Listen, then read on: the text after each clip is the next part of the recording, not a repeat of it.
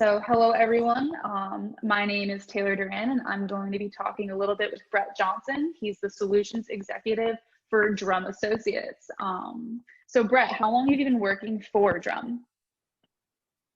Well, nice to meet you, Taylor. First time virtually meeting. I know we've been over email, but I've been here for about 7 months now. It's been a very strange 7 months. Started during the beginning of the pandemic during quarantine, but pretty much since the end of April. Awesome. And what made you join Drum? A lot of factors did. I was definitely looking to kind of capitalize on my skill set in areas I knew that I'd be successful at in terms of talent strategy and resourcing strategy, but wanted this overall independence to really help drive new initiatives, new ways of thinking, and ultimately to work with someone like Matt, who I've been successful with in the past, and just really try to have a more unique way of going about something I'm pretty passionate about. Mhm. Awesome. And what's something that you can share that people wouldn't normally know about you, like a personal fact? I was thinking about this. I got two things. So Okay. I live in Connecticut, but I'm a huge Bruce Springsteen fan. I've seen Bruce Springsteen 10 times in concert, and I actually met him once on Broadway. But also, my real last name is actually Jankowski, which I figured Oh, out wow. only about a year ago. My Wow. name was James Johnson, which is very, very cool, but I did not know that until about a year ago. So going back in the family heritage, I kind of learned about that, which is crazy. Wow. That's pretty cool. Yes. So with the change in work environment, how has it affected day-to-day work life and client partnerships for you? Yeah, it's been very interesting. I talk about this a lot with our office, but I do think we've actually overly communicated throughout this pandemic. It's been a lot more structured communication too. There's not a lot of ad hoc coaching. We're able to Mhm. really focus on what we're doing currently and then have offline conversations a lot more efficiently. Where being in the office, someone may come to your desk and you kind of have to shift your focus and reprioritize what you're doing. Now I feel like we're able to really articulate what our thoughts are and able to give each other enough time to process it and move forward. In terms of our client partnerships, I do kind of really parlay that a lot, what we're doing internally to externally. A lot of companies are still figuring out exactly what needs to be done, how to prioritize hiring, consulting, a lot of their strategy. It's on Mhm. us to really communicate that clearly, effectively, and make sure we're continuing to follow up because all we have is conversations like this remotely. And I think that's going to be the new norm for the foreseeable future. So definitely Mhm. overly communicative is the way I would really describe how to be effective during this time. Awesome. Thank you. Yeah. What is one mistake you think companies make when picking strategic partners? I think a lot of companies solely look at partners very much from a one-off standpoint when it comes to Mhm. cost. I think a lot of companies view partners that can really fill voids for them and try to almost put a band-aid over what an issue is instead of actually addressing it. Mhm. What I'm really passionate about that Drum does specifically is that we take a more holistic end-to-end kind of consultative look at what our partners are doing and try to create a solution that's scalable, not just what the immediate way to fix something is. This Mhm. applies to all facets, whether it's diversity, equity, and inclusion, all the way to a lot of these more niche and strategic initiatives. It's just very important for people not to figure out what's going to solve the problem now, but how can we Mhm. solve the problem now and also prepare ourselves for the future? So I think companies kind of take too much of a short-term way of looking at things, specifically when it Mhm. comes to cost, instead of actually addressing the entire life cycle of how to fix it. Awesome. Thank you. Um, so you have some experience working in a traditional staffing firm and also with recruitment marketing. So what is something that excites you about selling Drum Solutions?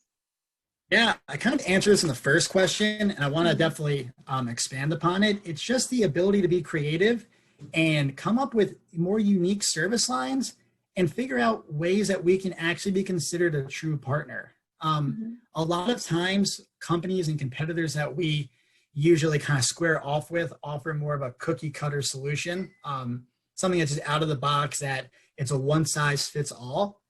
I Mhm. really appreciated this of having the autonomy and independence to actually really take a step back and try to create a way to again, solve the issue, but just be creative with the way we're looking to actually become a true partner.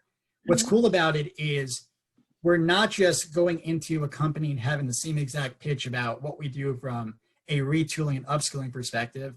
We're having more of this way to really listen first, be a partner, and then try to create a solution that's going to allow them to view us as essential, not an afterthought, which I think a lot of other staffing firms or Mhm. companies that deal with recruitment marketing are seen as an afterthought and more of Mhm. working for them rather than actually working collaboratively.